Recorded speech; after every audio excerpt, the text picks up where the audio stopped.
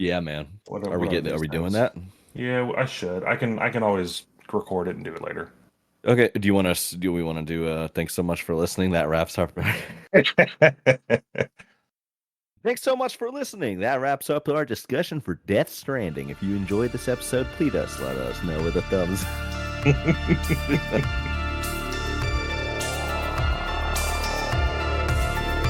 Three, two, one. Backlog.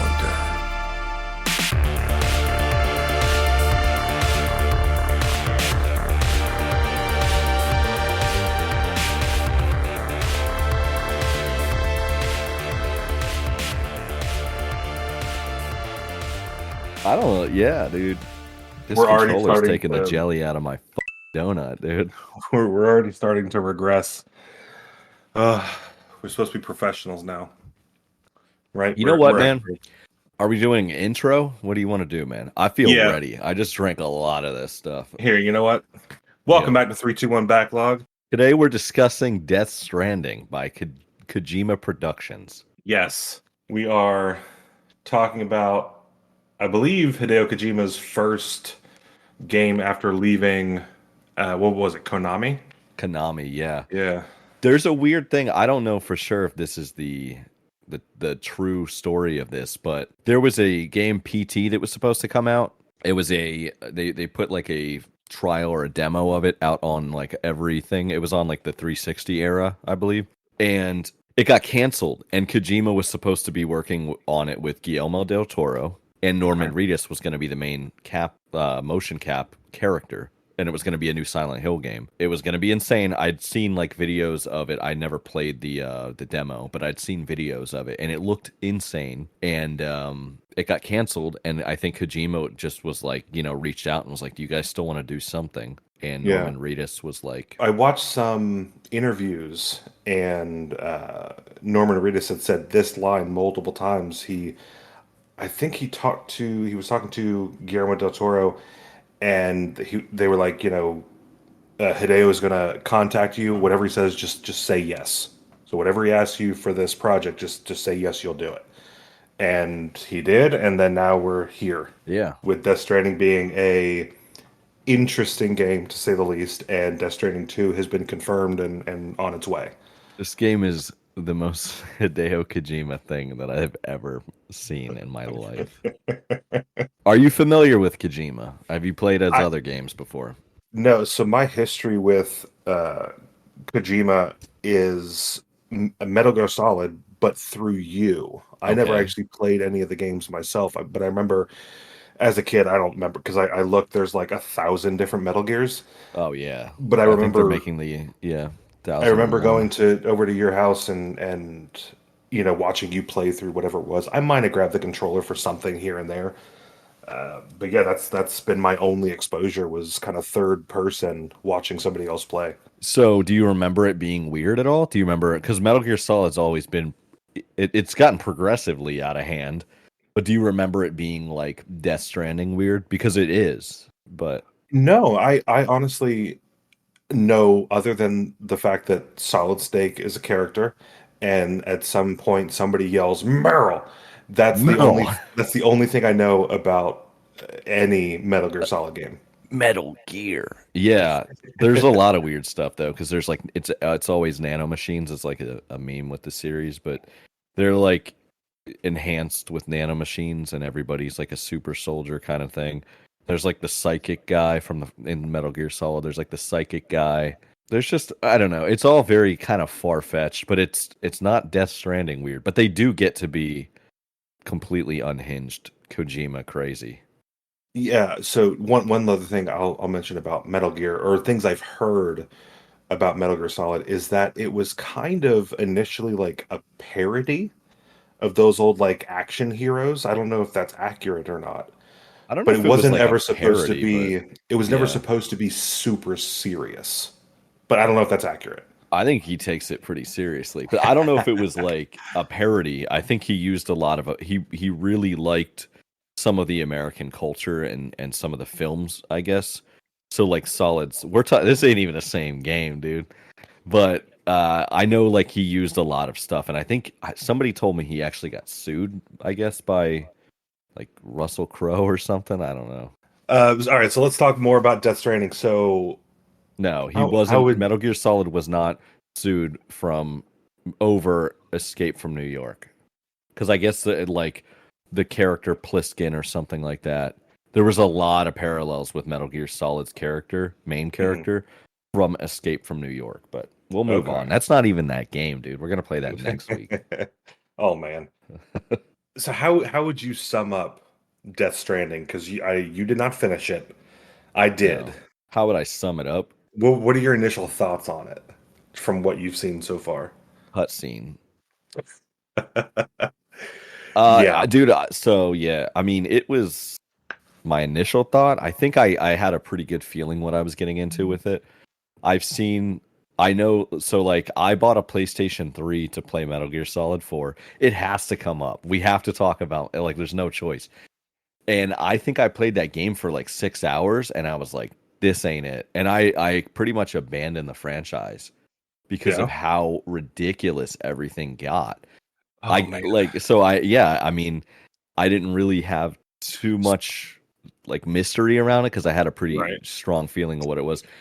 And I mean, the trailer I had seen, like I knew it was going to be off the wall too. I knew. Yeah. So I think like most people, I assume saw it when it was released. I think on one of the like PlayStation showcases one Yeah. year. I think it was what year was that?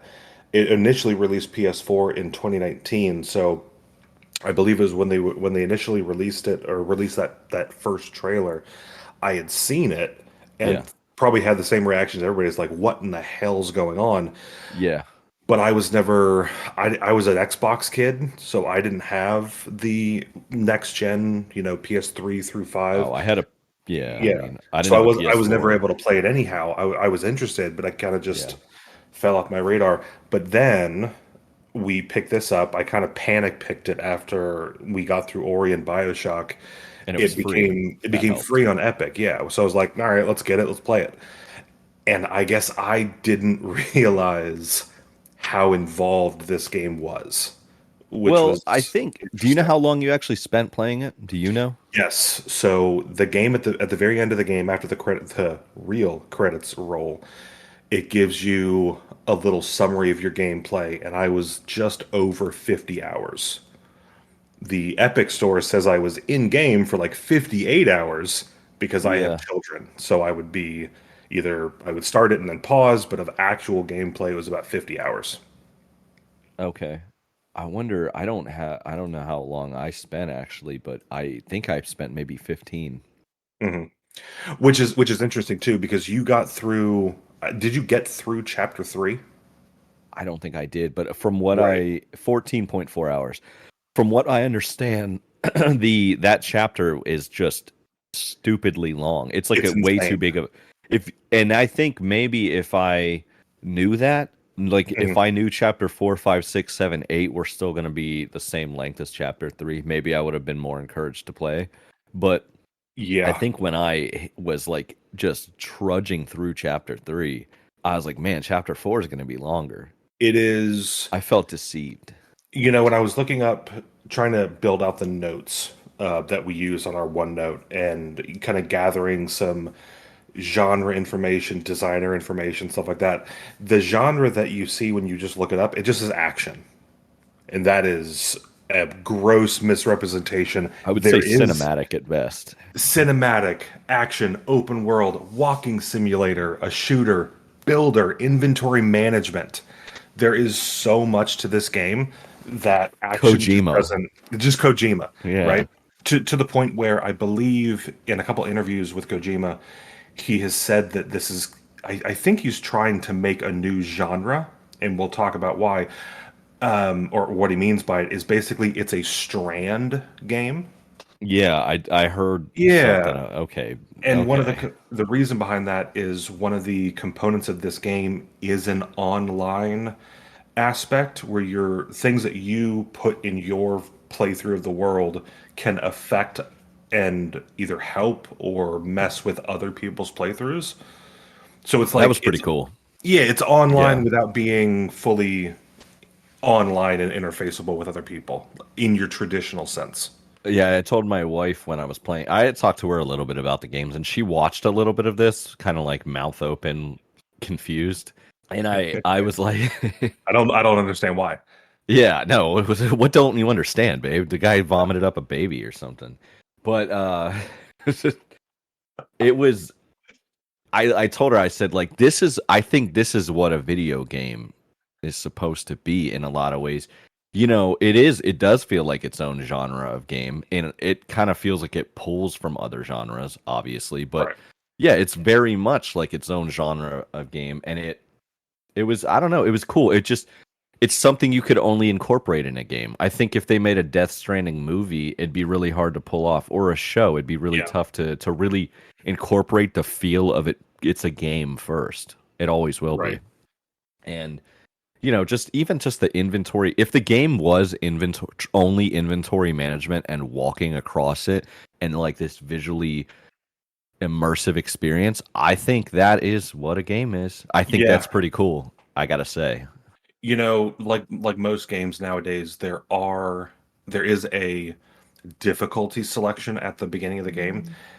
And I think that how they handled it was a little frustrating because apparently the only difficulty is basically your enemies when you do end up having those encounters are a little harder. But Yeah. how you walk around, and we're going to mention the walking around because just getting around, there's a special mechanic for it. You just gotta grab onto those Yeah, straps and keep going. every other part of the game stays the same difficulty, essentially, except for those combat encounters. Yeah.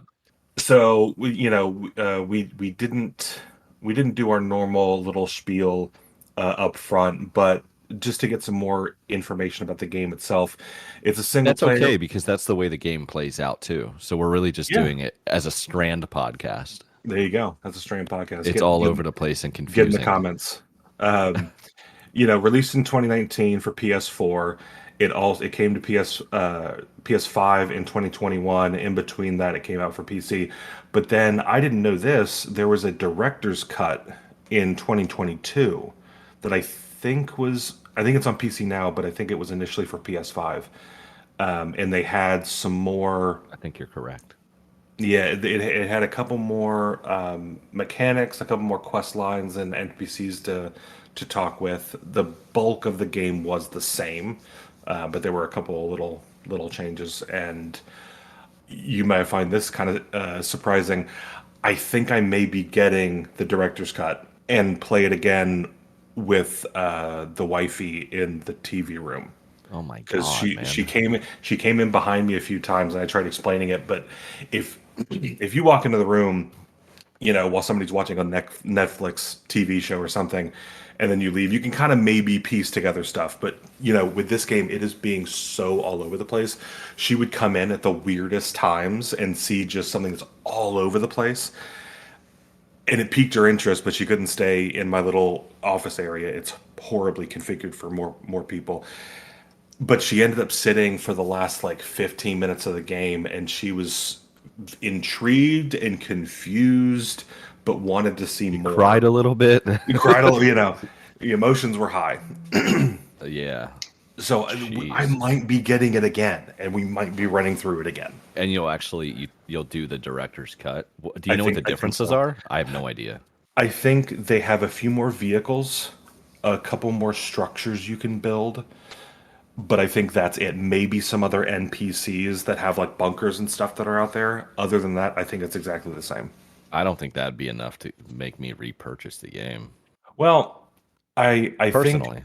I was reading, I forget what it was specifically, but there was something I was like, that looked interesting, and I wanted to kind of see it. So, who knows? With Death Stranding 2 coming out, that's probably why Epic had it for free, because they're Yeah, about to cycle yeah. through that game, right? So I'm sure Steam and some of the other platforms are going to either have a sale on it or another free option as well for the director's cut. I could see that happening. So we'll see. This is a big game to come out for free, I think. Like usually it's Yes. something pretty Yes. small or something that's been out for a long time anyway, but yeah, that's a big one. And I think we got kind of the best experience we could have with it because other people had just gotten it for free. So Yeah. the multiplayer involvement aspect of it was heavy. You know, we were probably getting a lot of, you know, if you play this game 8 months from now, Yeah, it'd be if you play definitely this game the day that Death Stranding 2 comes out, there's not going to be as much, you know, there's not going to be zip lines everywhere and roads. You're going to have a harder time playing it. You're going to struggle. So yeah. that's kind of cool how that worked out. You played it on your PC, right? I played a PC. I did use a controller. If you're going to play this game, definitely use a controller. You've got to use a DualSense controller by use a DualSense controller by Sony. I think it was made for the DualSense, wasn't it? No, PS4. It was made for the DualShock 4 controller. Oh, okay. But I mean, it is weird though because there are like little things like the long press. There's like a sensitivity with the face buttons on those controllers. I think that's kind of a PlayStation heavy thing. But I think you could have really just played it with anything, dude. You just hold the button down longer, you know.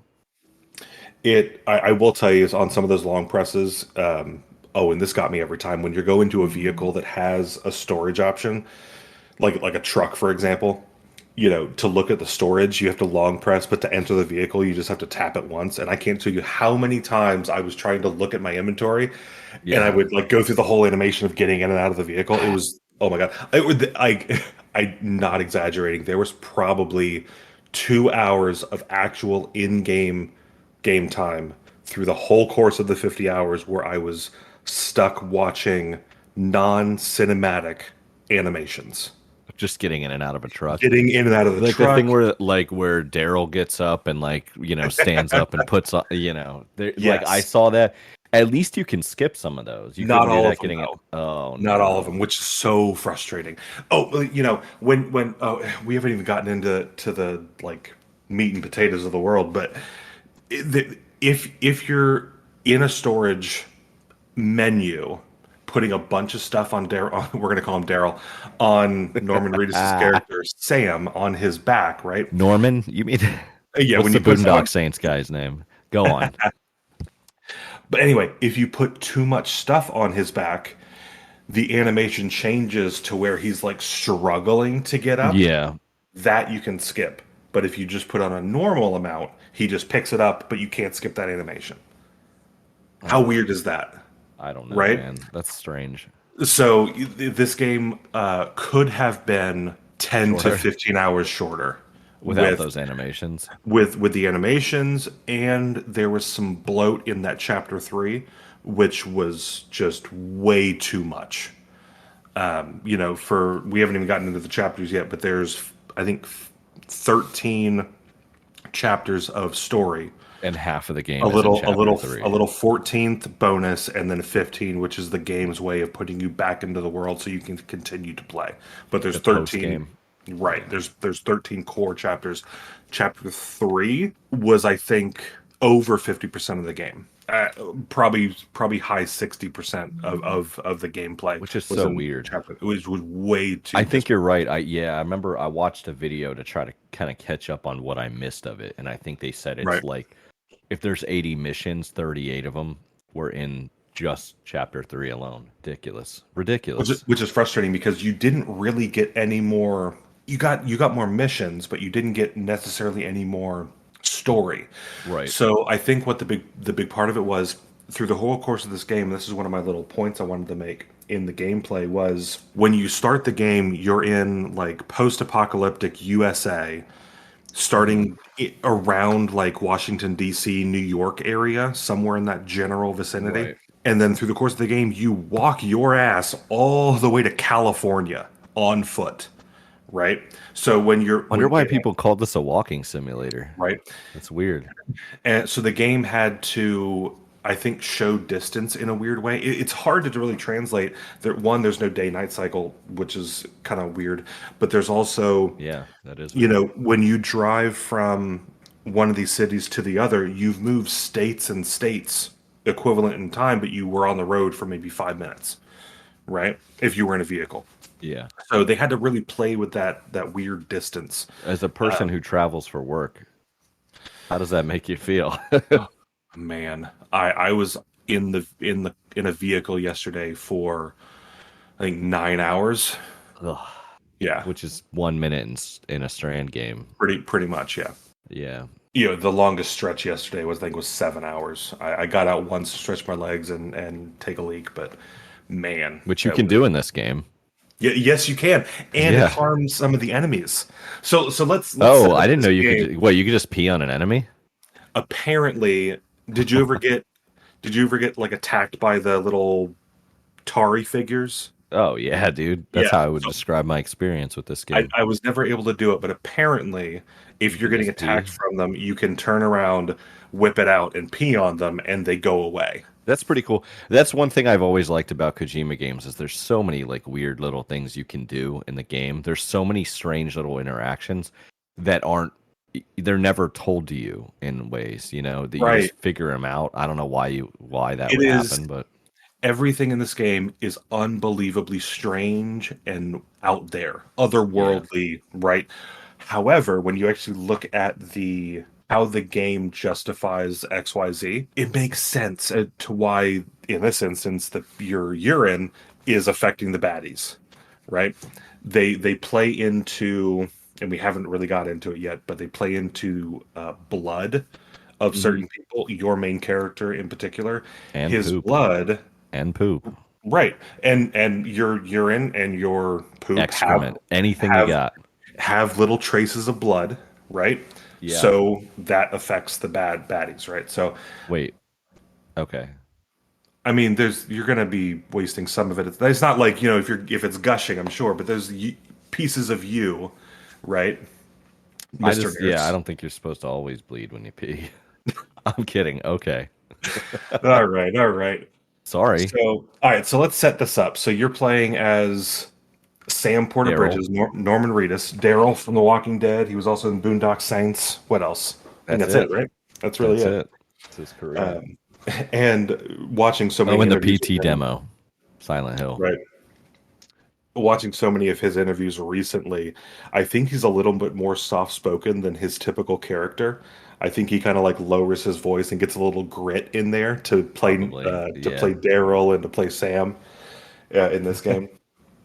So yeah, you're running around the U.S. as Sam Porter Bridges. He, the silliest naming convention. He works for a company Oh my God. called Bridges. So his last name is Bridges, and he's a porter, meaning he transports like a transporter. So he's a porter. So he's Sam Porter Bridges.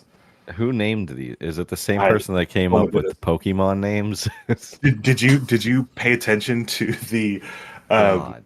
to the people running the distribution centers in the cities? When they're the same weird names too. Yeah, it was like Lake Knot City was run by William Lake. It was so goofy. I guess it's like maybe there's some way to just use that as like a way to just say like, it doesn't matter what your name is kind of Yeah. thing. It doesn't these people don't really it doesn't matter what they're named. Like No, especially it really doesn't. again, I- Metal Gear Solid. There's like a character named Fortune who can't be hit by bullets. Like, wow, it's just a Kojima naming thing, man. Right. He just like the way he names characters is weird, man. I think the one thing that bothered me about the one set of names that really bothered me, just because it was confusing to try to remember them. Every city you go to, or every section you go to, has like a geographical descriptor, and then a knot, and then a city. then a So city. knot Knot, like a knot of a rope, right? Yeah. So mountain knot, lake knot, south knot. It was really confusing, and I got those mixed up. I literally, dude, I couldn't tell you. Port City had a port in it. Yep. Lake City had a lake in it. Yeah, I think if they didn't all have knot in there, and they maybe I Just don't know, Lake City. Yeah, that I think Port would have City. been less confusing. Exactly. Just call it Seattle. Just call it, just call it Louisiana. I don't know. Louisiana. But again, it's just that's a weird Kojima thing that he does, When I fired this game up, I played it on the Steam Deck, actually exclusively. I don't even have it installed on my PC. I had some very strange like graphics issues and like just very weird errors. Like I had it up on my TV through the Steam Deck, and the size of my image was like 4 inches by 6 inches on a 55-inch TV, and I was like, "What is even going on here? Is this a Kojima thing?" But I got it sorted out eventually. Yeah. How did it perform on the Steam Deck? Dude, so good, man. This is what I'm saying. I think just Steam Deck or whatever. I like games as long as they're done well are so optimized now, man. I know you didn't play like Crisis when it came out, but this game was like graphically insane and hardware couldn't run it. But like games now, I've noticed some of the newer games I've been playing, like they run so well on hardware that's not that crazy, you know? So I'm not going to go out and buy a $2,000 video card tomorrow. Right. But it's just, yeah, it looked great, man. I got like 45 to 60 frames everywhere on a Steam Deck on my TV. And it looked really good too.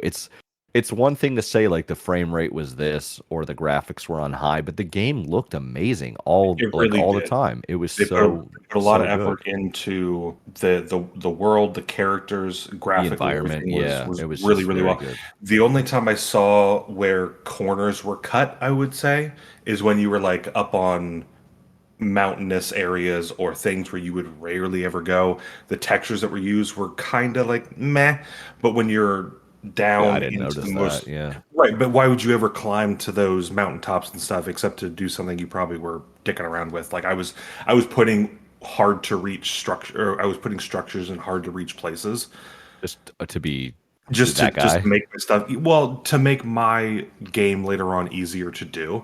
But other than me needing to place that one thing for about 5 seconds of gameplay, why would they need to have that little grassy texture be perfect?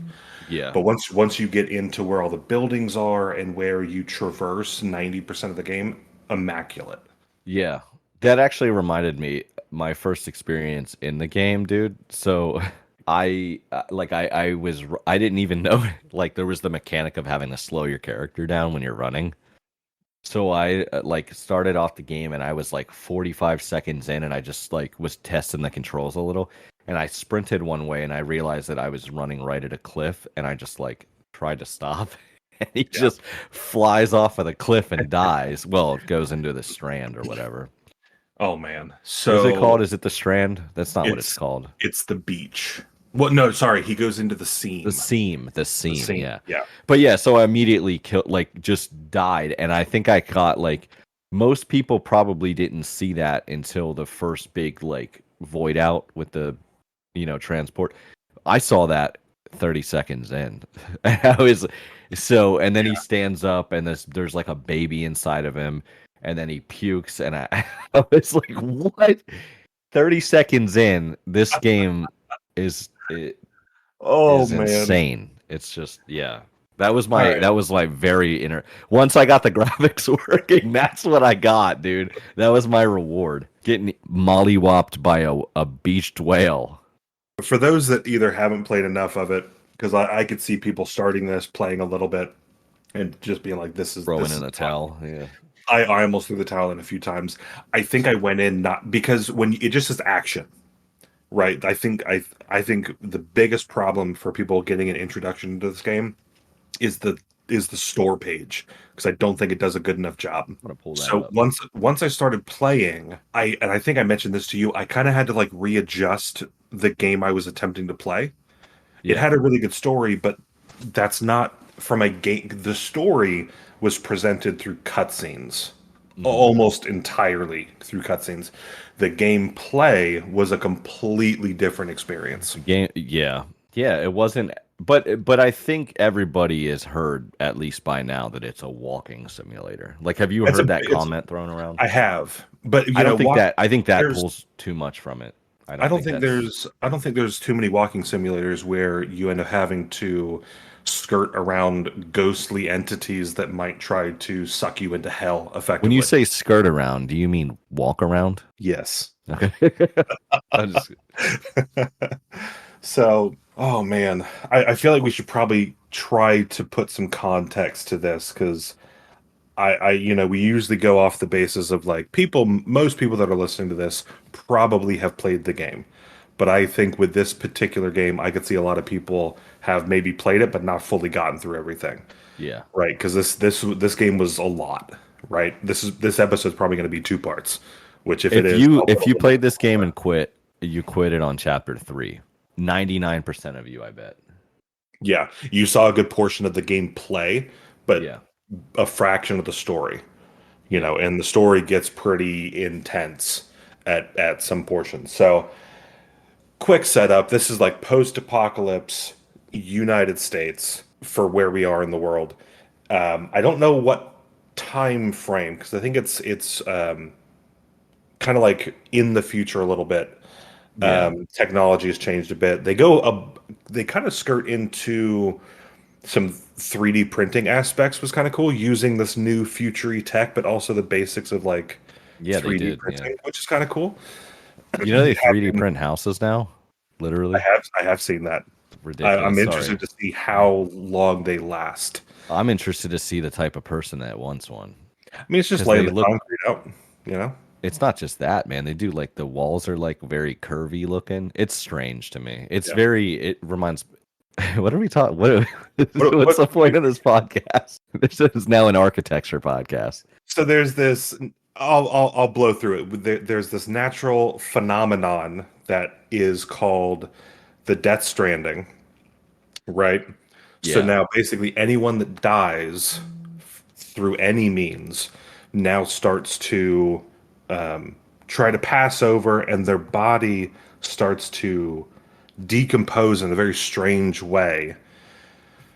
And if it gets interacted with by these entities that are kind of stuck in the in-between between life and death, if they interact with that material, it causes what's called a void out, and it's like a big explosion and bad things happen, right? So that was happening all across the country as people were dying from either natural means or other ways, and it just kind of got out of hand, and it basically changed the entire landscape of the US. This game goes a lot into kind of like afterlife and limbo and like that in-between space of life and death, and they refer to that in-between space as the beach.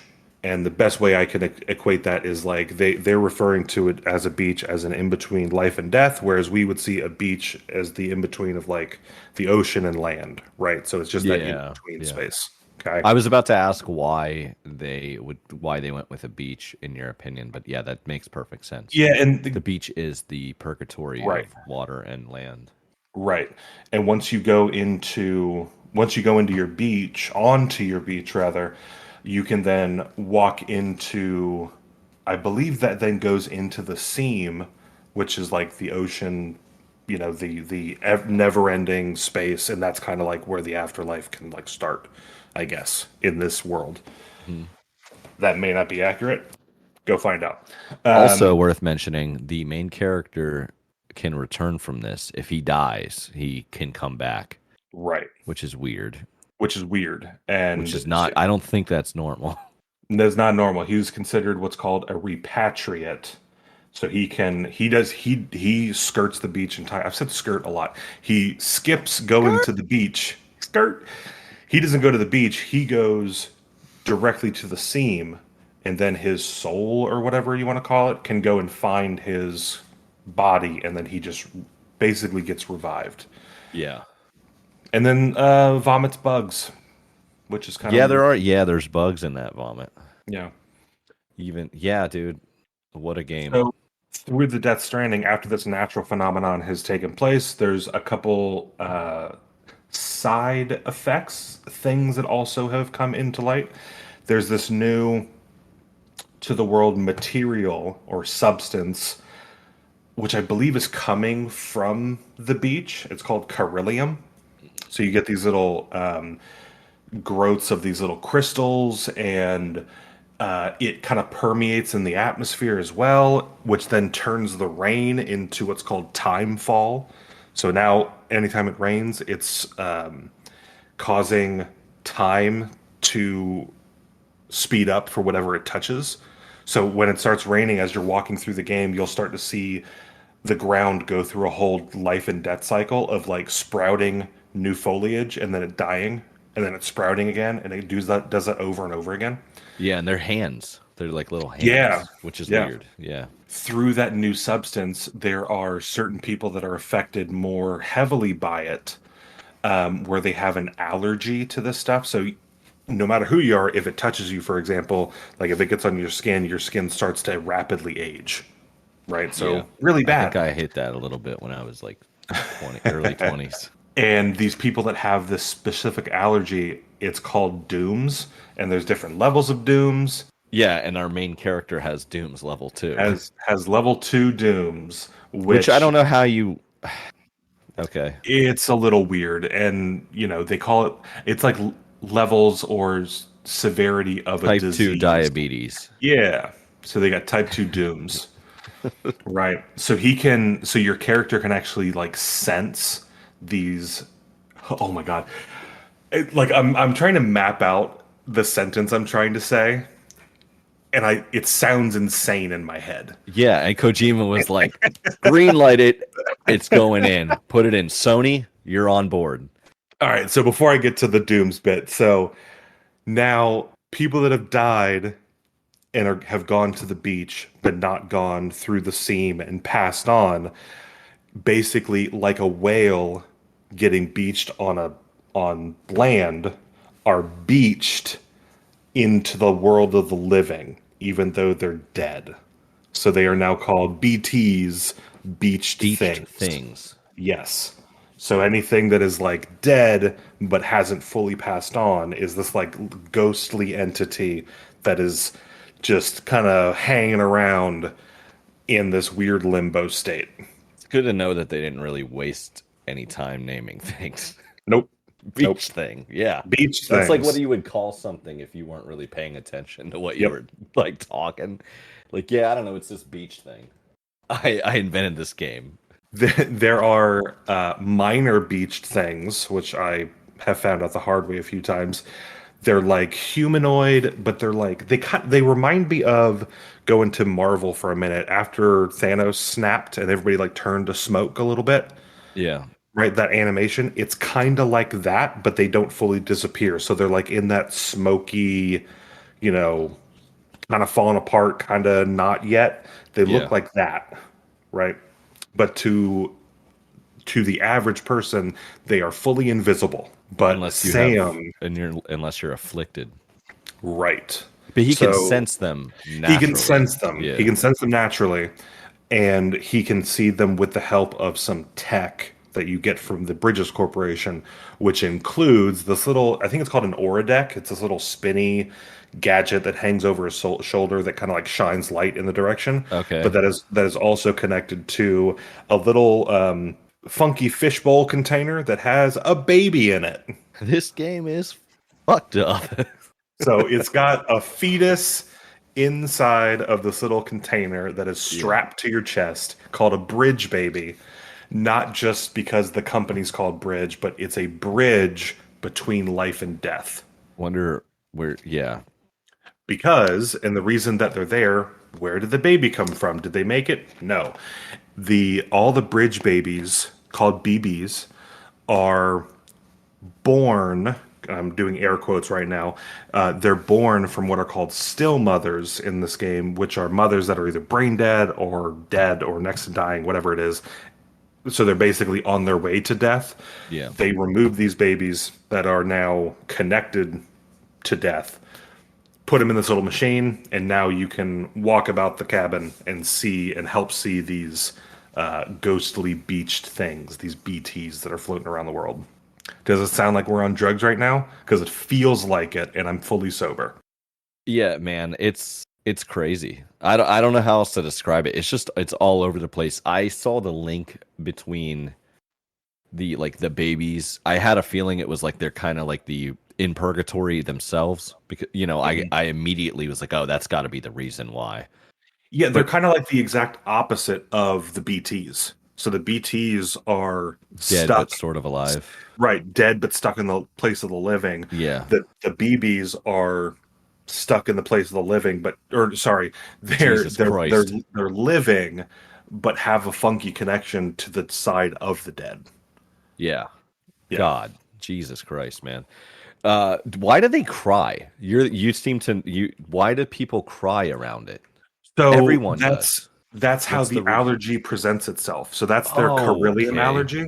Yeah. So when there's BTs around or high concentrations of this Coryllium substance, Yeah. instead of getting a rash, they tear up and they cry. Okay, dude, I didn't know. Maybe they explained that later on from where I was, but from what I saw, I was like, man, they seem very upset about this very normal thing. You find out about Okay. it in like the first cutscene when you're talking to Fragile, and when Sam starts tearing up, she says, "Oh, you have dooms." Because Okay. if you have the allergy, you by association also have dooms. Okay, cool. So, and So if you're talking not about allergic to it, then you don't then have dooms. right, you don't so you don't cry, you don't sense the BTs, you're fully unaware of what's going on. Well, aware of, but you can't see anything or sense it. Talking Okay. about the I'm different glad you were able levels. to answer that for me. So Sam has level 2, so it's like What's a level 1 lower and 3? intensity. I think level 1 is your average person, Okay. right? So like you can't sense them, but if a BT grabs you, you're dead, right? So you still can be fucked with, right? I don't know if Yeah. that's accurate, but they never really give an example of level 1. Yeah. So he has level 2. He has the allergy, as in crying, and he can sense that the BTs are there. Level 3 and on. So Man level up, dude. 3, Fragile has level 3. One of the other side characters. Cool He can name. actually see them. Not that fragile. Right. She's called Fragile, but she's not fragile. And she says that a lot. Yeah, she does. Everyone does. Sorry. So she can actually see what they look like. Yeah. Right.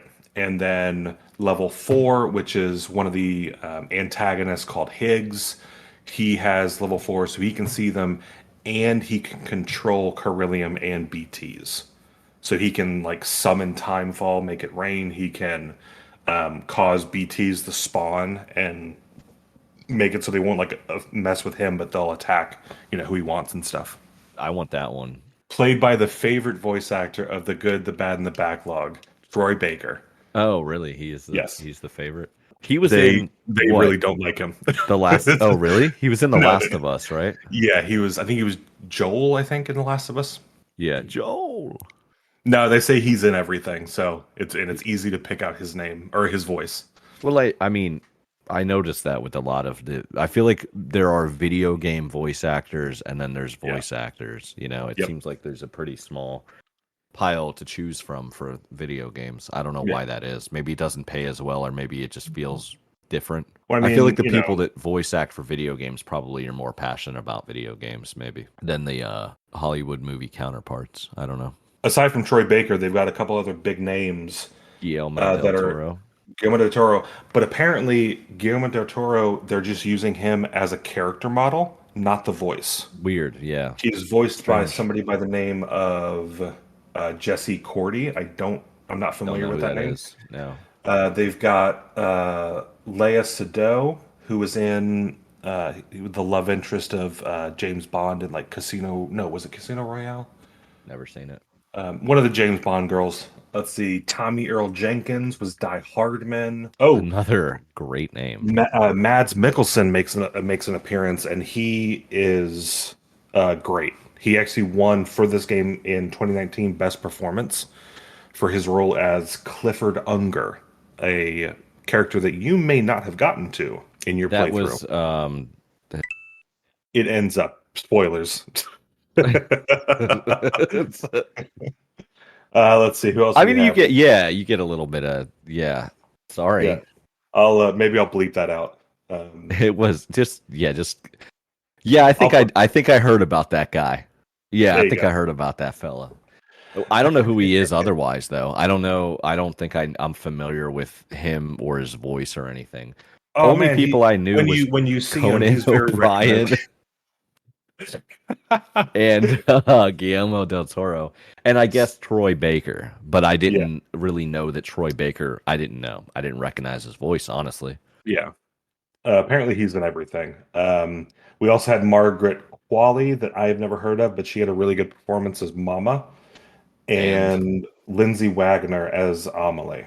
yeah, And I did put Conan O'Brien on here. So he made a quick appearance. I think he was visiting the studio for just like an interview or something. And while he was there, they're like, do you want to be in the game? So they mo-capped him and they put him in as like a little quick, unimportant side interaction with one of the NPCs.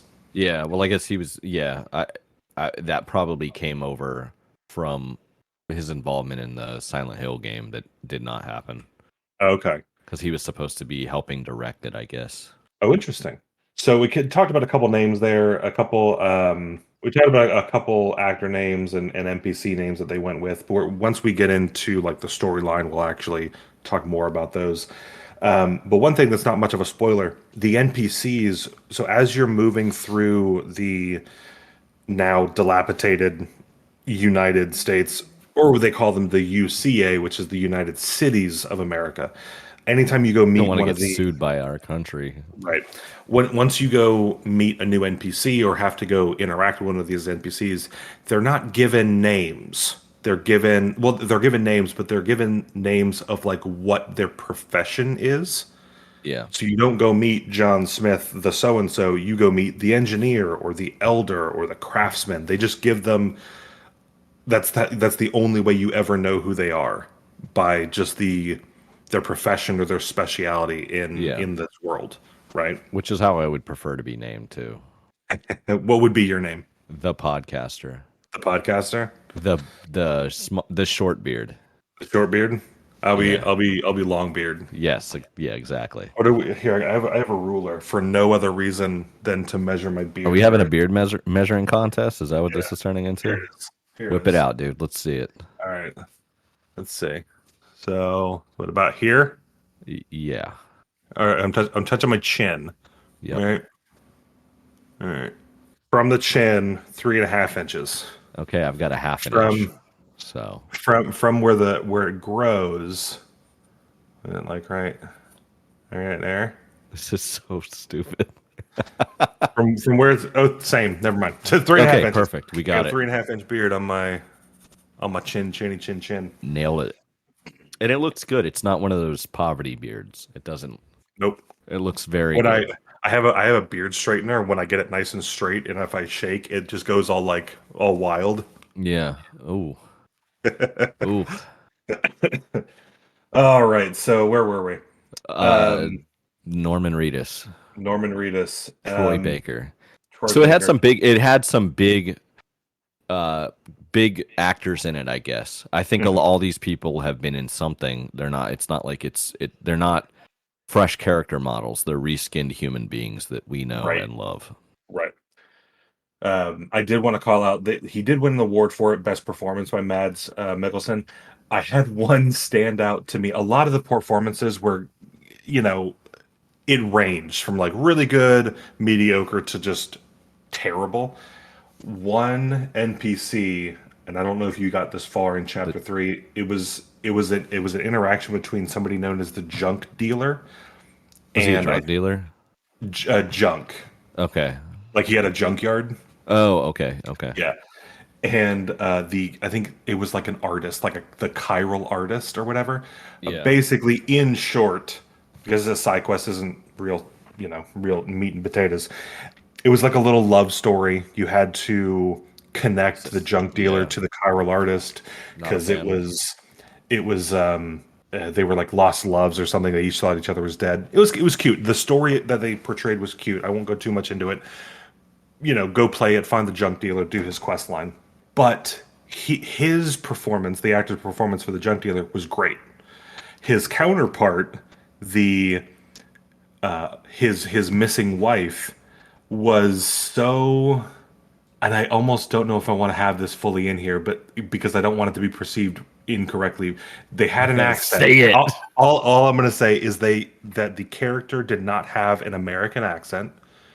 She And should have. no. Here's the thing. Oh, It okay. sounded like whoever was the voice actor also, sorry, it sounded like the person that was doing the voice acting was an American putting on a really crappy accent for What this accent person. was it? Because I did not I read. believe it was an Asian accent of some Dude, kind. Kojima, bro.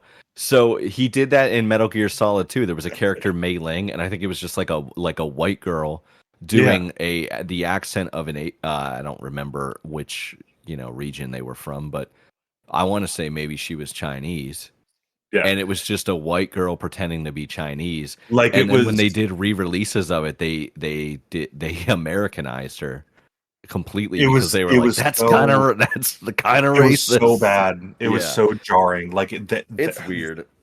Yeah. how that voice came across was detracting from that little love story so badly. It was a great interaction. It was great. It was your first time you had to actually transport a living person. So you had to like Yeah. strap them to your back, and they had the little face sticking out of the bag, so they didn't get like rained on or whatever. It was great. I liked the actual mission, but it was the voice acting for that was just like so bad, so bad. Yeah. I can't seem to find too much quickly about the voice actor for it. I mean, if they were even named, yeah, that one. I just saw your post. Yeah, I thought that was kind of a funny. Mala Morgan, Mala. That's I mean, it sounds. she might be. I don't know, man. She just I can't I couldn't tell you. I'm not gonna get into it too much, but it just sounded put on to you. It sounded put on. Ooh, it says she was born in Tokyo. Mm, but Interesting. When did she come over? I don't know. And I'm sure there was a different voice actor for the game releasing in Japan too. Hmm. So I don't know if that's accurate. I don't know. It doesn't matter. Anyway, it was either. I'm probably going to edit this heavily. It was either a person that was putting on a bad accent, or she just did not know how to speak any real English, which is okay, but it was just weird and it was hard to follow because it was You weren't a like, fan. Yeah. yeah, So for a similar kind of reason, I couldn't every time Fragile was on the screen, I couldn't listen to her talk, man. I think she's actually a French voice actress. I yeah. think she is. She is French, and she acts in both French and American movies. Okay. Well, everything she said to me or said in the game was interpreted to me as just it was all weird, man. It didn't She was sound in Sorry, she was in the James Bond movies, and I had the same problem. And she was like, it was live action. yeah. She's hard to understand. It's not that well, I don't know. I mean, I don't I could understand her fine, I guess, and I had subtitles on which helps too. But just like why does she have a French accent but she speaks 100% like the way an American person would make her talk, you know? She speaks it's just weird. But again, it's a Kojima game, so it's probably I'm not big brain enough to really get it. But it was just that was my thing. I was like, man, I think she did a great job, but it's just an odd choice for the I, th- character. I don't think I think, Fragile I is a think the name. issue I have, yeah, Is it a I think, common French name? I think International viewers with, feel free to kick in. I think with her acting, both Yeah. voice acting and on, I feel like her lines feel more scripted. Yes. Everything's Yeah. scripted, but she's God. presenting it as if she's reading it off of a piece of paper while she's saying it. Yes, Does dude. that Yeah, make sense? that's exactly what it felt And like. I think that's where the disconnect is on some of these Yeah. lesser performances. Is it feels like they're just reading, Yeah, and right? some of the people like what they say to me would be believable, sure, but like her in particular, man, nothing she said sounded like it was appropriate for her to be Hmm. saying. I don't know. Yeah, And I guess you're probably right. It did feel very much like she was reading off of a piece of paper. And she right. had never seen that piece of paper before. Like they put a Yes. gun to her head and they were like, read this and do your best. I don't know. Oh man. So yeah, you loved the junk dealer's wife. Also, dude, Sam is Daryl. I mean, I know the guy can act like, and he has more depth than that, but I think that that's what they wanted him to be, very similar to Daryl's character in The Walking Dead. I think they wanted him to become like to come off as not very personable, not very, you know, Yeah, he didn't have in interest in restoring the chiral network. I think they wanted him to right. be apathetic, is the word that I'm Yeah, looking for. in the story they kind of explain that the reason he's kind of become a loner is he's got some personal connection issues. I forget what it was. He has I think it's a phobia. He doesn't like to be touched. I forget. We can maybe find out what it's called, but he doesn't like to be touched, and Same dude, he also bruises very easily. which So would cause you not to want to be touched. right, right. So you'll see when they have some of the animations where he's like his arms are out or he's shirtless or something. He's Yeah, got all these handprints of like when somebody would just normally say, "Hey, how you doing?" and like gently he would bruise from that. yeah, So he doesn't like people, touching on him and stuff. same, same. And they did kind of keeping on that note of like him leading from this kind of a very lonely life through before the game takes place and then as you're playing through. The game is taking this new Strand genre aside where you've got online aspect, taking that out, Hmm. but like the story itself, it's very lonely. I don't know if you got a sense of this, but you're walking these Yeah, in the game, you're walking these hundreds and hundreds of miles by yourself, right?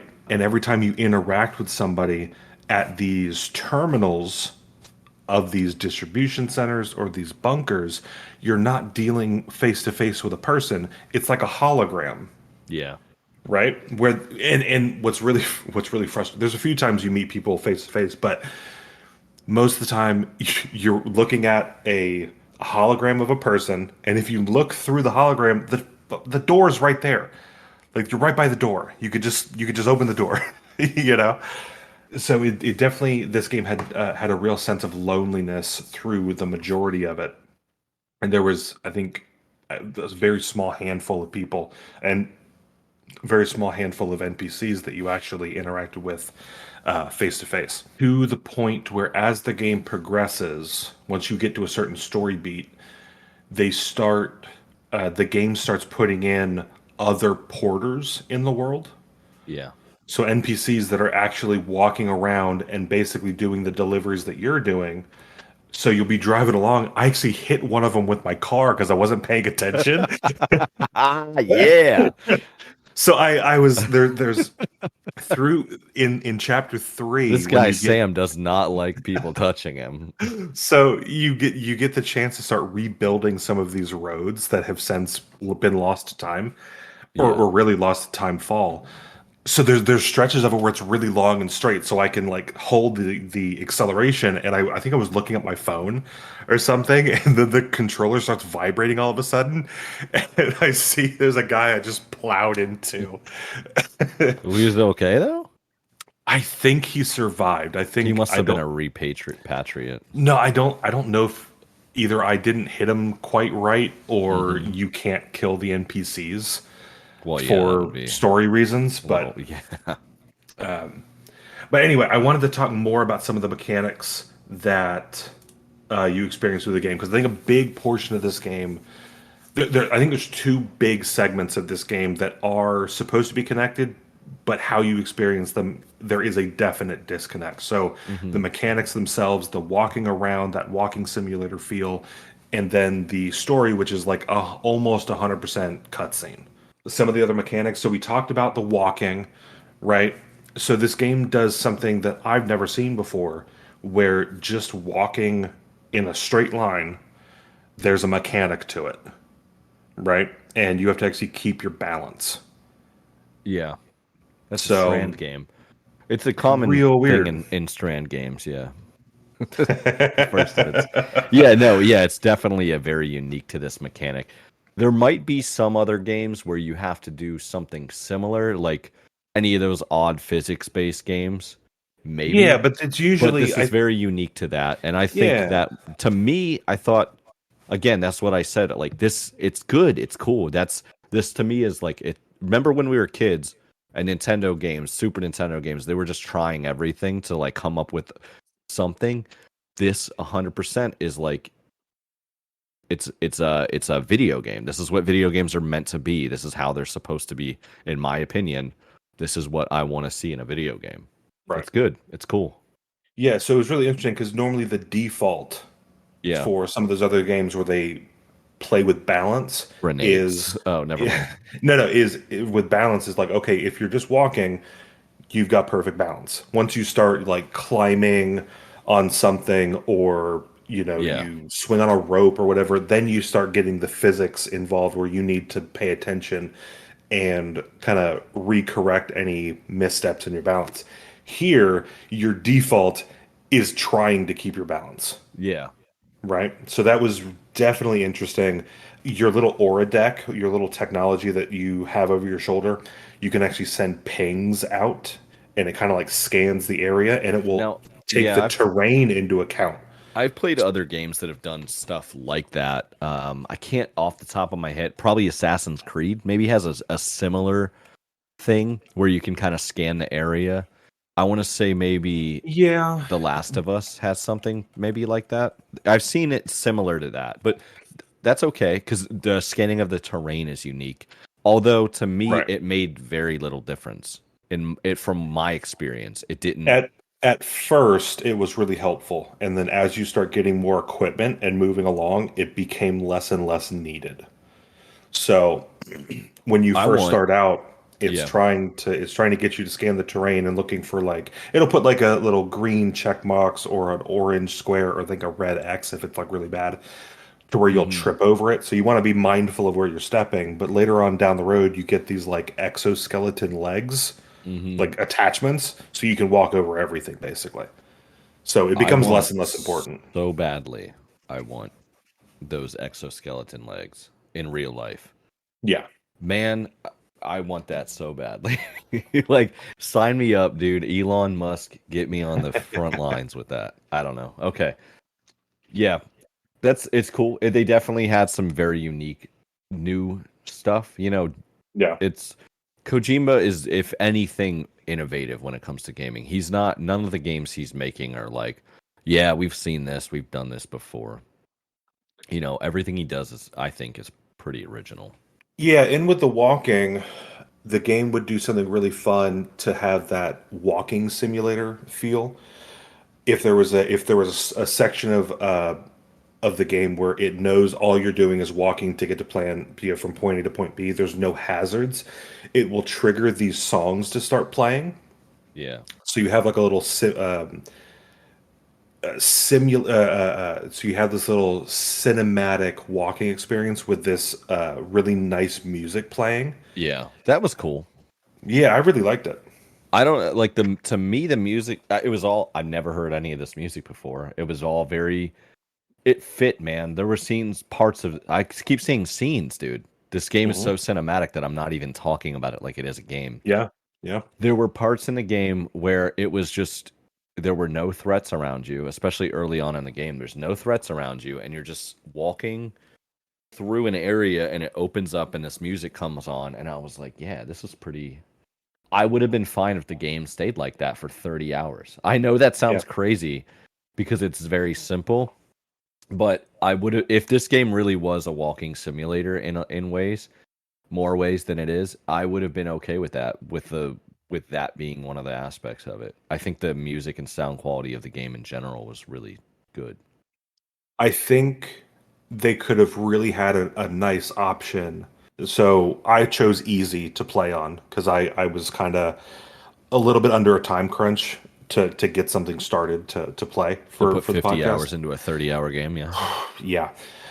I think they should have. I think a really good idea, and I don't know if any other game has done this, is put something below easy to maybe have a more cinematic experience. So where maybe, and I don't know if a game could do this or would do this or any games have done this, but maybe in this example, you're walking and when there's hazards, you're basically given the option to basically just go around them and not really interact with them. Yeah. Which is kind of also hard because the interaction later on in the game, you kind of have to. But I think there could have been something to say about maybe trying to have a more cinematic version of this game for those that weren't really keen on the grinding of doing your orders all the way and doing all that, and maybe focusing on the story bits to get you to where you need to go. Yeah. Right. There's no speed run for this game. There can't be. I could not see how you could do it with these cutscenes that are like hour to 2 hours long in some cases. Okay. I want to ask something completely derailing. Did you ever fall asleep playing this game? No. Okay. I wanted All to. Yeah. Okay, man. Here's the thing. I loved every bit of story. Yeah. And cutscene, and a lot of it was cutscenes, but there were some times where, say, you were delivering an order for XYZ place, and while you're there, they would start giving you story beats through like hologram interactions. So it's like not cutscene, but it's still gameplay, but you don't have control of your character. Right. Right. There's a lot of that. All of those I enjoyed.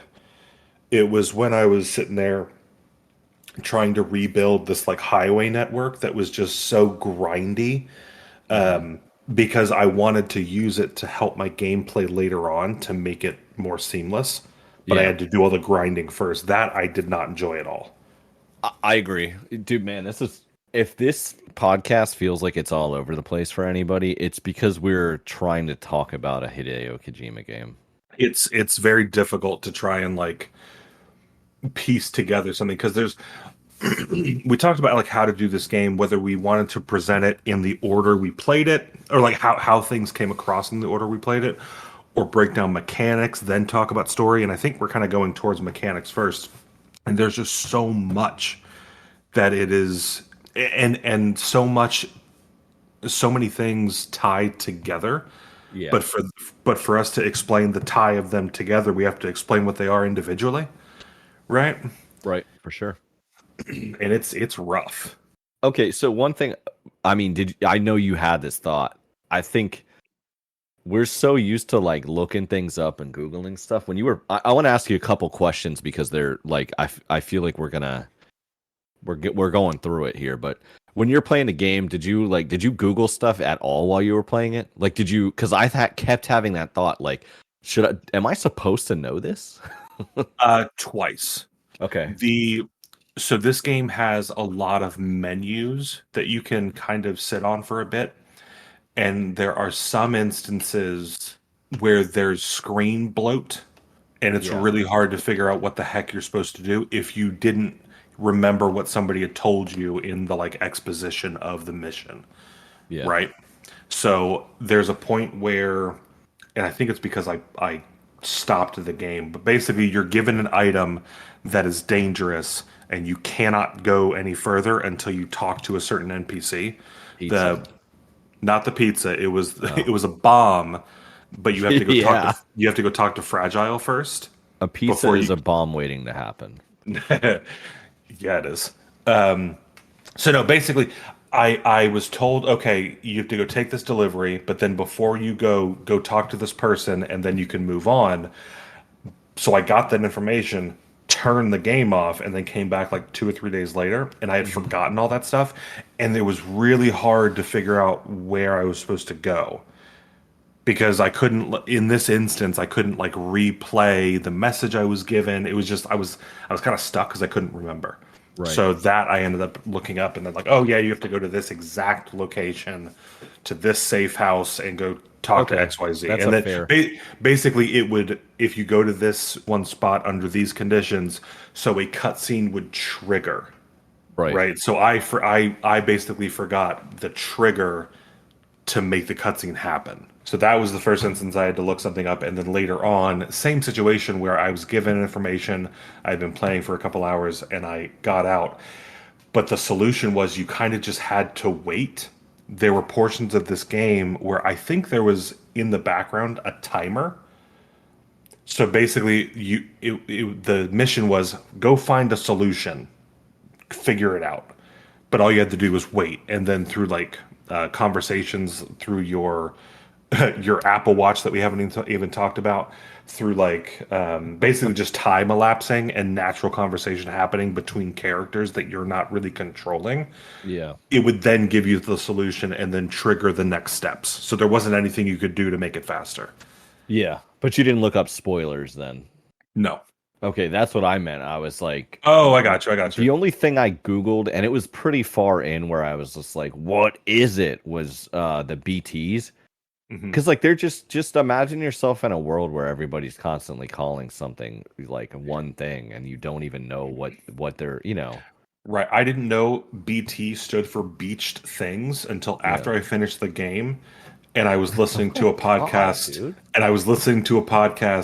talk about this game. They did a podcast for an hour and talked about maybe a fraction of what we've gone through so far. Because it was so convoluted and confusing. That's insane to me, but that's fine. Sure. Yeah. Hey, it was also closer to when it launched. So I think this particular podcast was like going over new games, whereas we're going to games that have been out for a bit.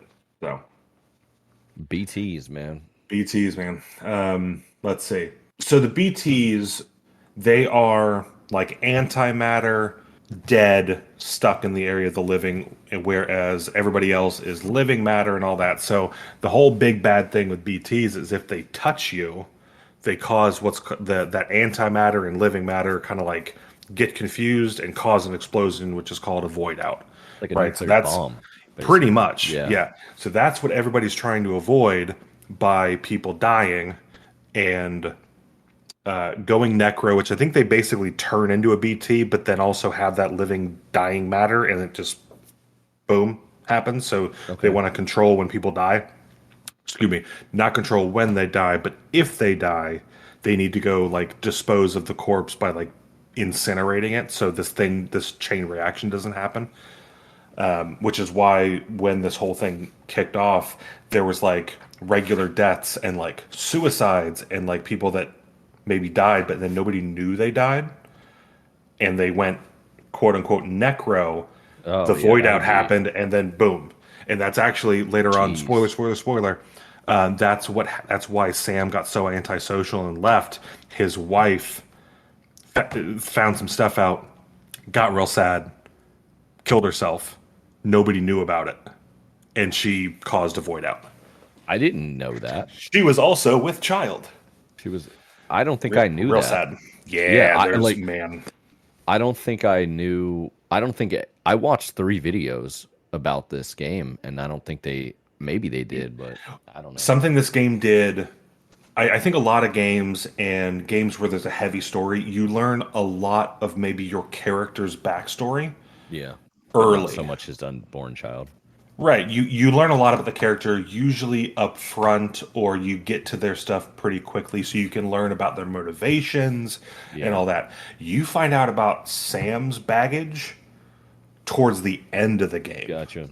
So you don't really 29. Oh man. So yeah, void outs bad, death bad, to the point where there's a point where there are enemies called mules. MULE, right? They have basically gone crazy. They were former porters, former delivery peoples that, and I'm not going to go through all the history. Basically, they went crazy, and all they want to do is steal packages so they can get the dopamine rush of delivering a package. It's so weird that it's not financially motivated. Yep, it is. It is basically a psychotic break from this thing that they're doing. So fuck it, I will get into it. Basically, as the world started, bother me if I don't. as the world before the void out, as the world started automating things, there were no need for people delivering things. Pretty much how we're getting now. Amazon has like got drones and stuff. The people that felt like they were necessary and out of a job wanted to be useful again, and that's where these mules came into play. So they were like they took her gerbs. They lost that. Void out happened. All the mental stress from that, they went crazy, and now all they want to do is help get the world back by doing these deliveries. but they're doing it wrong and messing up what's trying to be done. Does that make sense at all? Because it felt off the wall. No, no, it doesn't make any sense at all. But the way you described it was fine. Yeah. So anyway, That's not your fault, man. It literally makes no sense. They are the first human set of enemies that the game presents to you. As far as I know, they will not take lethal force, but they will go into fisticuffs, right? Yeah. And they have these javelins they throw at you that are like electrified. Yeah. So they can like stun you and take all your shit. Dude, the first time I encountered those guys, it was like in that scene where the first part where it opens up and you just start running from them, and then you eventually lose them by going into they don't mess with the BTs. They don't like them, but you can lose them by going into one of those zones. The first time I saw them, dude, I beat the fuck out of them.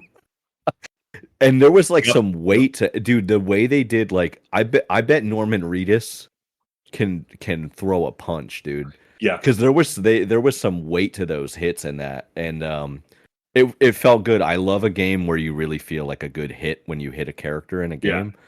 And there was some weight to them. I knocked them out, and then I just ran from them, and like the threat was very much diminished. But then I went back into a camp, and there was too many of them, and I guess I got tired. I got winded. Yeah, your stamina goes out. But hey, one thing we haven't mentioned: you could just drink some Monster Energy from your pee. No, Monster. Oh yeah. Well, we know the Monster Energy drink is in this world. They survived. Monster Energy is the actual. Really? Yeah. I'm not joking around. The actual the can that you can go to 7-Eleven right now. Yeah. And go get a Monster Energy. That company is in this game. They survived the apocalypse. Well, if there's ever an energy drink company that makes you better at punching people, it's probably Monster. Yeah. So they did a lot of fourth wall meta jokes in this, and that was one of them. Where do you see that? Oh, dude. Oh. In your private room. I that wasn't in my game. I played the director's cut. You played the director's cut? Yeah, I don't think there was much, but there were not Monster Energy drinks in it. Which they probably had a temporary brand deal or something. Sending a picture now. You get Monster Energy ahead of time. At I had first. Bridge Energy. Oh, interesting. Yeah. Oh, that must be a director's cut. Maybe their obligations were fulfilled. Oh my goodness, dude! If there was a drink that was going to make me be able to beat someone up better, you were seeing Bridge Energy. I was seeing Monster Energy. Yeah, that's hilarious.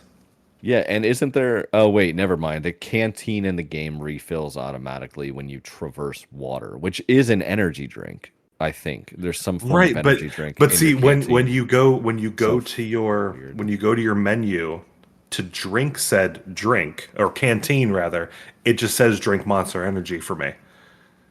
It is not water. So strange, dude.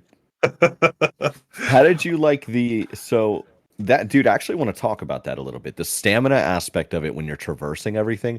There was one point in it, and I'm sure it happens multiple times, but there was one point for me where I was traversing in it, and I got down to very little energy. And it was a scene, I think, where I was chased a fair amount by the mules too. Dude, the stakes, that's what made this game as a walking type of game feel really good, because I was like, I had equipment breaking down. I was like, I had an extra pair of boots with me, and I ended up having to switch to them. And my stamina was getting low, so I'd actually have to like stop and rest and do the stuff that I don't know how much of that was affected by being on normal versus easy gameplay. But it was cool, man. I think that's why video games are video games, and I think stuff like that, you have to interact a little bit. That was cool. Also very Hideo Kojima, because Metal Gear Solid 3, there's like, you can get sick in some Metal Gear Solid games if you don't take care or rest enough. There's a fatigue meter in Metal Gear Solid 4 because he's old. That's another thing that Kojima likes to do, is he likes to, I don't know if it's because he is like an older game director, but he likes the main characters to age and feel the effects of aging. Like there was one thing I remember in Metal Gear Solid 4 where my character was like crouched for a long time. And you're doing the sneaking stuff in the game, and he would like stop and kind of like stretch and do the lower back thing, and he like actually like hit with his middle back with his fist to try to straighten it out a little bit. Oh wow! And there's stuff like that. You have like not a fatigue, it was like a stress meter in that game. Okay, so it's cool. That's a cool thing that I feel like they do that some people would probably think it should just be completely out of the game, but it pulls you into the game a lot more. Right. And then they break the fourth wall by saying like this is a boss fight. But okay, what's your opinion on that? What's your opinion on the fourth wall breaks? I said it's so weird. I was so excited to talk about this episode. If they're done properly, which I they think this don't game though. did. Okay. No, I think this game did it all right. I think so how I took it, right? So this is this game is in the USA as we all know, right? Yeah. But geographically, it's in the Right, in the US, past what you and I are experiencing right now. So these characters, it makes sense that they would have had video games. They had Monster Energy. They know about some of the Norman things. Reedus TV show ad or whatever. They know about some of these things pre their world's like apocalypse, right? So it kind of, I think it was done well when I think it was Troy Baker said, "Oh, like just have a good old fashioned boss fight." Yeah, I think his character is coming from a place that had good old fashioned boss fights, right? I don't know. I don't think it was too corny or too fourth wall breaking. I liked either. it. I agree. I liked it. I did too. Yeah, I feel like it was extreme. It was so on the nose with the fourth wall breaks that it was like you're like, yeah, that's cool. Did you spend much time in the private rooms? Because I think that's where the most of it was. Give me some more. Well, I know the shower, the toilet, like when you go to the bathroom, it puts a courtesy thing up and it says AMC Ride with Norman Reedus, which I think was a real show. It was, I believe. Yeah. So they have that. You can look around the room and look at different things, and where Sam is sitting, your character, if you look behind him, there's a shelf by his bed with all these little action figures and things. And if you look there, anytime your character is in the frame, they mocapped him looking at the camera and like reacting to it. Yeah, and he would look at the he would like act like and point to it and be like, "You gotta see this" kind of thing. That one's the first time I did it. It kind of scared me a little bit because when you say, "I want to look at it," he goes, "Yeah," and like makes you look behind it because real, heavy eye contact. So I like that, but it would, as you're looking around the room, he would kind of interact with the camera a little bit. Dude, maybe shit like that is the reason that like certain people do video game voice acting and acting and mocap, because that ain't for everybody. I think like not everybody wants to do shit like that. You can have your character, aside from showering, peeing, and pooping, and from those three things getting grenades, fun. You can also go over to the sink, and there's like, it was a dial wheel of like 10 different like things you can do, and he'll sit there and look like, make motions with his mouth, and he'll kind of like, look at his eyes and stuff, and do all these little like mannerisms of somebody sitting at a sink looking at their own reflection and just fucking around, I'm sure you've done it. You just kind of like looking at yourself and be like, I feel like I've been doing it the whole time we're recording here, right? So and I saw in an interview where when they were trying to mocap, when basically where that all started from was they were in between recording different mocap things. Yeah. With Norman Reedus. So they were on a break, like in the real world, just breaking from the recording, and he was just sitting there and just kind of like doing stuff with the suit on. Right? Oh yeah. And Kojima was like, somebody record him. Record what he's doing. And he was just so the stuff you're seeing in the game stemmed from Norman Reedus just like killing time in a suit and just, messing around with stuff. Yeah. And then they made it into an actual in-game thing. That's pretty interesting. That's again? What was some of the other fourth wall stuff? So in the private Yeah. room, it was a lot of just like looking at the camera and stuff. But outside the story, there was the boss comment. They said Yeah, there was game like the over one a where Higgs was bunch. like, yeah, he said he was like, or he said something about waiting for a game over Yeah, kind of yeah, thing. Yeah, there was probably a lot. Well, I mean, generally, I think some of the social media interactions of it were kind of fourth wall breaking too, in a lot of ways. yeah. There was a character called Hartman, which I didn't mention earlier. I don't know who his voice actor is or his mocap person, but he was a I wonder if it had anything to do with this heart based on his name. I wonder if it. Hartman had a heart issue. His story, Wow, was I kind of I cool. and I want to maybe separate this out because I want to talk later on, maybe in this episode too, of the characters and go really in depth with them. So I want to briefly touch on him now. But yes, it was a heart thing. Where was I going with him? Anyway, through his interactions, there was some stuff where even Hartman would kind of break the fourth wall and do like a thumbs up, and you would get a couple likes, Oh yeah, right? wasn't there like a thing where there was like a sync where you were walking out and Norman Reedus like gave him a thumbs down or something on the way out or something? Yeah, he said something, made an off comment, and somebody gave him a thumbs down, and then the joke passed, and then later on it equalized, and you got the equal amount of thumbs up from somewhere. But the like system, I just liked everything I saw that I walked past just to be a nice guy, which is a very social media thing to do. yeah, it definitely, I which want you you and to I are like not me great by at. expressing that I like you, you know? Visit us on Instagram. It's 321 backlog on all our social medias. Give us a like, a comment, and a thumbs up. Thumbs up. Oh Lord. Do you have a headache So yet?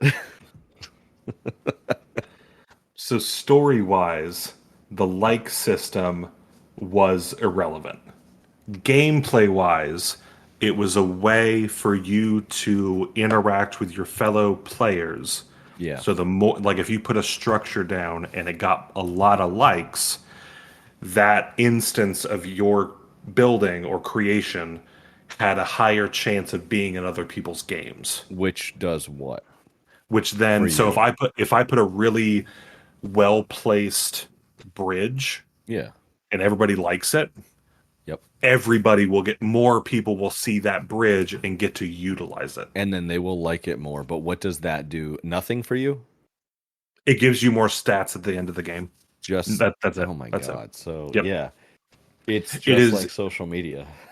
Yeah, the game was trying to touch on what's the word? Being altruistic, being nice to be nice, right? Yeah.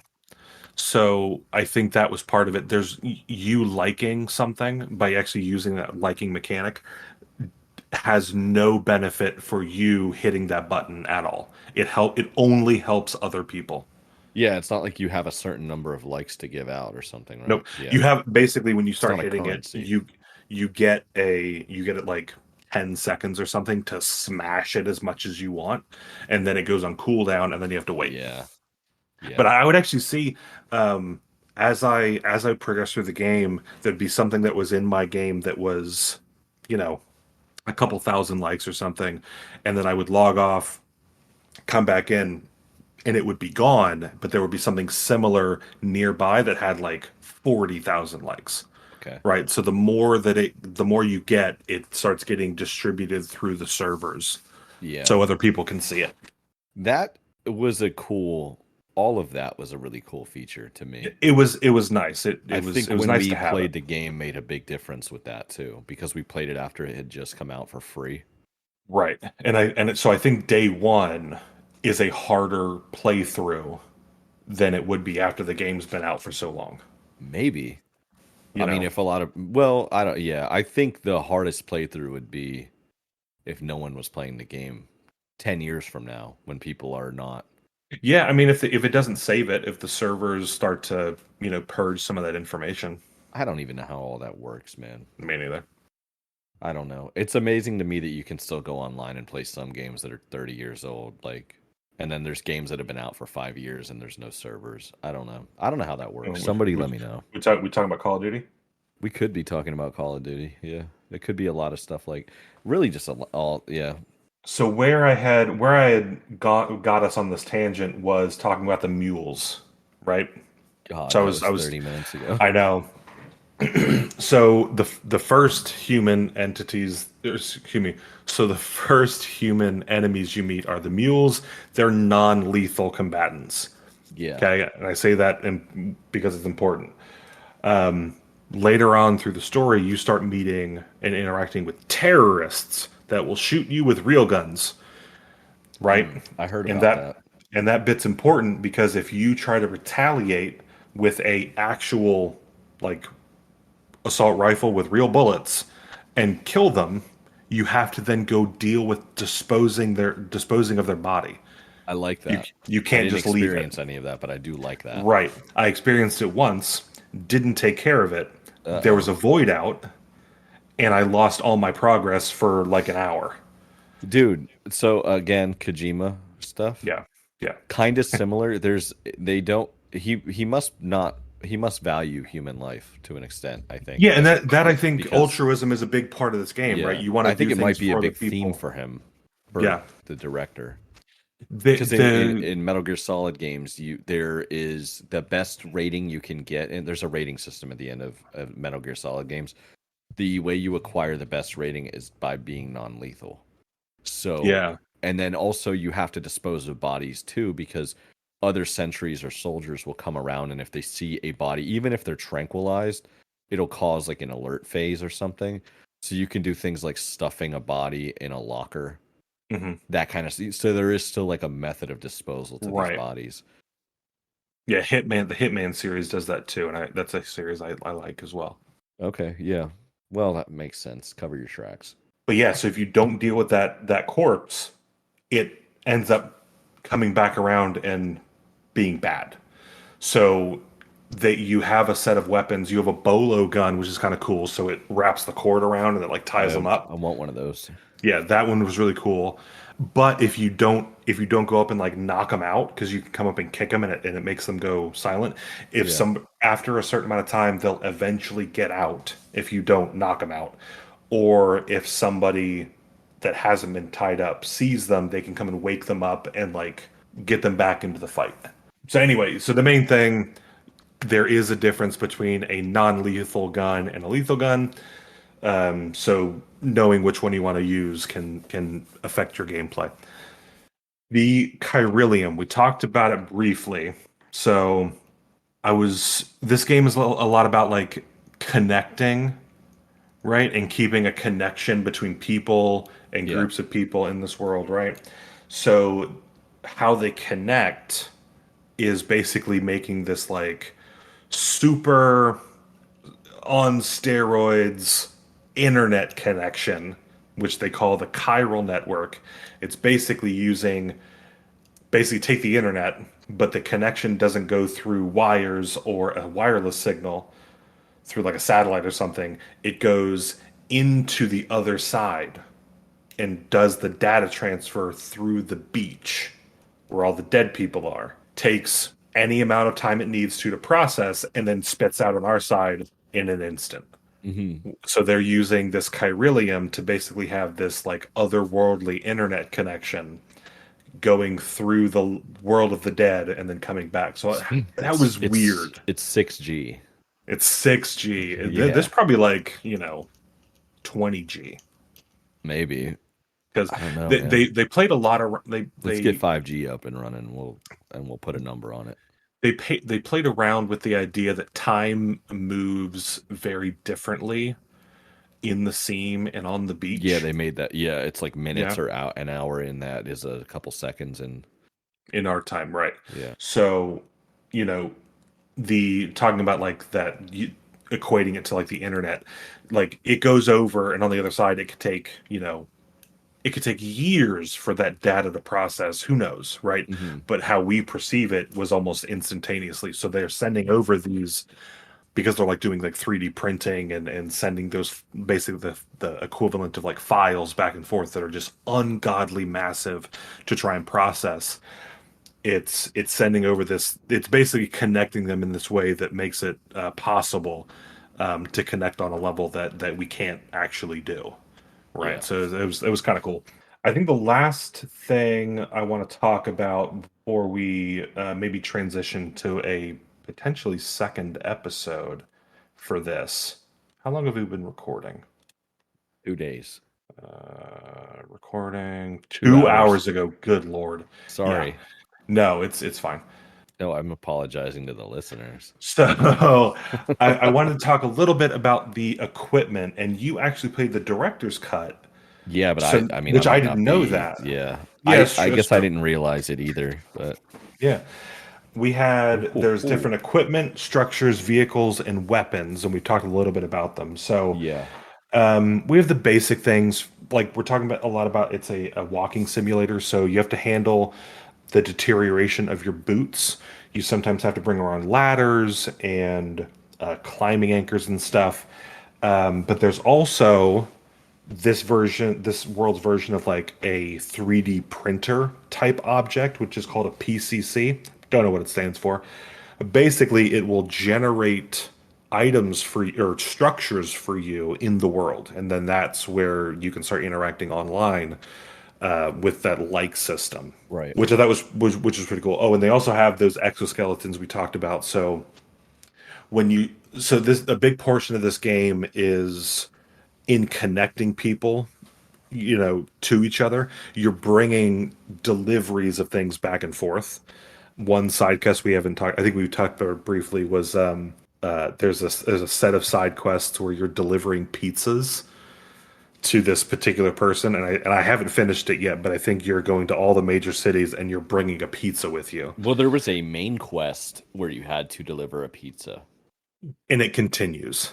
Oh. So you have to do the first one, and then I think you have to do it 4 or 5 more times, and then Yeah. something happens. I That I liked really, and I don't want to tell you all about it, but I want to really do it because apparently there's a lot of extra story behind it. there's some more. Yeah. I heard of that. Yeah. One thing I thought was funny with this is again very Kojima. The original pizza quest that you have to do. The Mhm. guy's like saying like as long as you don't do anything stupid, like carry it the wrong way. I felt like that to me felt like it was something straight out of Metal Gear Solid. Like it sounded like it would be something the character Otacon would have said to you. Right. Pizza. Oh man, I pizza was want good. pizza. Yeah. We talked about the guns. So how they work with the human combatants, normal bullets, all that. The non-lethal ones send rubber bullets, so you can, incapacitate them there. There was this one towards, I think I was within like 2 hours of the game ending, and there was a cell of terrorists that had scanned where I was, but I had gotten away, and like 30 of them had swarmed to one spot, and they were waking up each other over and over again. So I think I had like 10 guns with me because I kept running out of ammo. Yeah. I would switch, and I wish I recorded it, but there was a good like 5-10 minutes of me knocking down these like 30 guys over and over again, but they would keep reviving each other. So it was a mess. It was so comical. But the thing I wanted to bring up that we haven't brought up is that you get an item called it's a blood bag that you can have extra. Yeah. So Sam's blood can affect these enemies in negative ways for the enemies, right? So it can kill them and stuff. So these rifles you can actually put in, they call them Hametic rounds because they're filled with blood. So you can actually use these guns to shoot these BTs and fight them in a more traditional shooter way. But it will drain your blood or the blood bag, which is kind of cool. Right. Yeah. It's kind of like it's kind of a weird way of just giving you an extra ammo capacity. Right. Yeah. But you also run out of ammo, but then you can also run out of blood. Yeah. So there's both. Just because you have It's just a enough different blood type of doesn't ammo. mean. Yeah, basically it's like a 2-part ammo. Yeah. Something really cool for those that haven't finished and want help with it. Once you get to the doctor NPC, if you get his connection level up, he gives you high capacity blood bags. which are really helpful. So I think the ones you can make are like thing to do. yeah, they're like 300 ml to start. He gives you a full liter, Okay. so you get about triple the size. That was really cool. Let's see here. A couple. There's some vehicles. Did you see any vehicle? Did you use any of the vehicles? I used the same vehicle twice, like the motorcycle thing. I think it's the first thing you get. The Mhm. first one I used it, I tried using it in a situation that was inappropriate. It was going from chapter 1 to chapter 2. I think you're trying to get to the before you cross. It might have been, I don't know. That's irrelevant. I used it in an area that was very inappropriate. It was full of rocks and stuff. But Yeah. I thought I needed to use it. I thought it was like I thought maybe it was supposed to be like a tutorial thing. Right. I don't know, because it was like right when it became available, so I thought that's when I needed to use it, and I needed to Mhm. take it to the next zone. So I was like trying to jump and climb, basically use it to climb all these like mid rock terrain situations Right. while trying to avoid a bunch of BTs.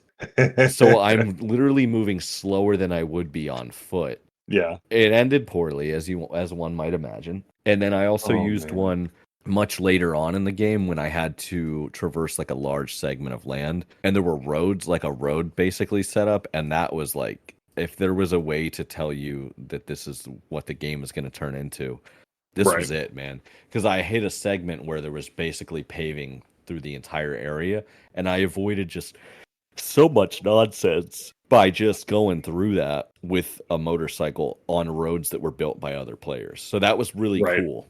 But that was It, the it was only, really cool. yeah. I know that there's a lot. Like I think there's trucks in it. Yeah, there are these trucks. That was my favorite. You can get ones that the mules and the terrorists use that are for transporting people. The same one that you in the cutscene used when you're taking that body initially. Yeah, They have those styles that the mules use, but then they have ones that you can get through bridges that have a extra storage capacity. right. Those are amazing. I would try to take those everywhere. And I learned, at least in the easy mode, they don't flip.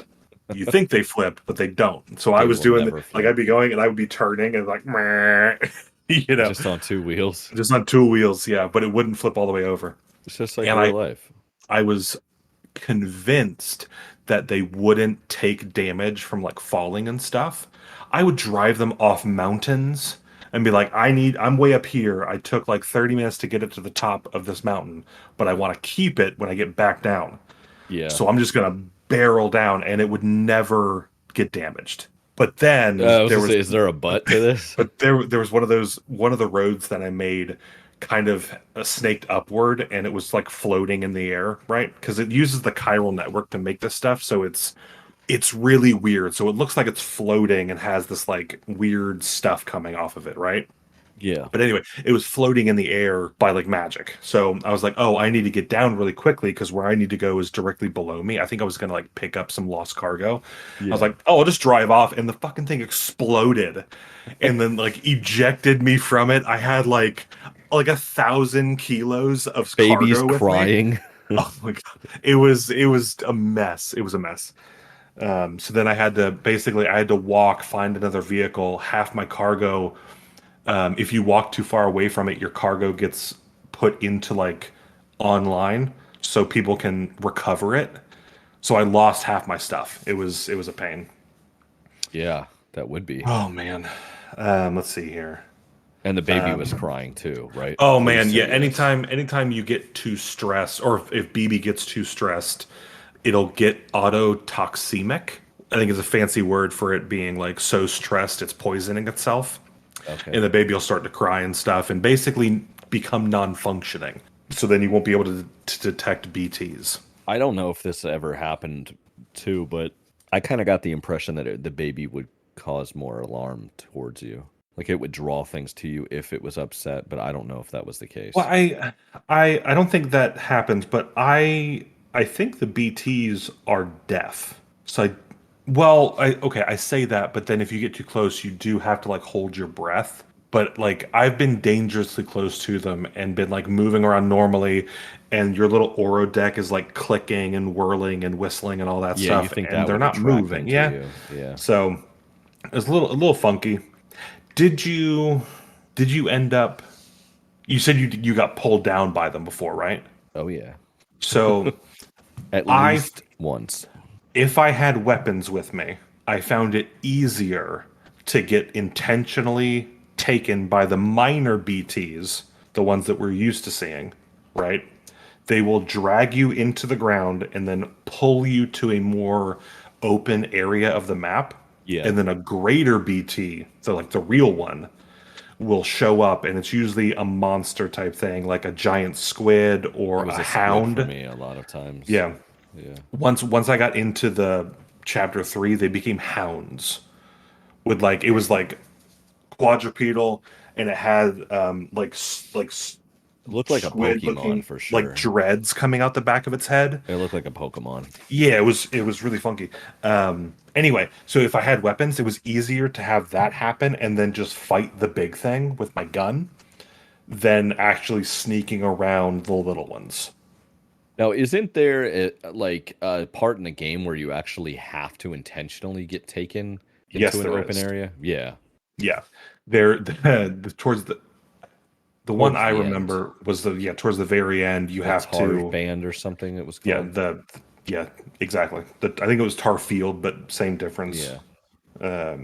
That was that one. It actually I figured that one out pretty quickly.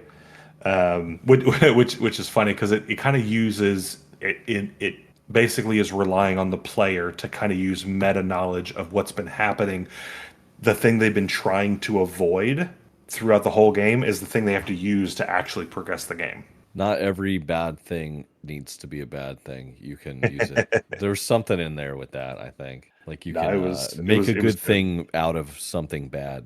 I think one of the characters actually had that kind of. Yeah. Oh man. All right. So I think we need to have a break in the episode for us, but also for the listener. So I think Okay, I this think we is should probably probably- wrap up Okay. this part of the discussion. So so what we're gonna do is if you're listening to this now, the next episode for Death Stranding is already available. So we're not separating our release dates. We just wanted to give you a natural breaking point. So if you need to go about your day, you can. What we're going to get into on the next episode for this, it'll just be a two-parter, is we're going to get into more of the story. We were trying to focus on mechanics and like how the game plays and everything here, and then we'll get into more of like the story beats and more specifics about the NPCs and those in that type of conversation. So so we're going to wrap it up here.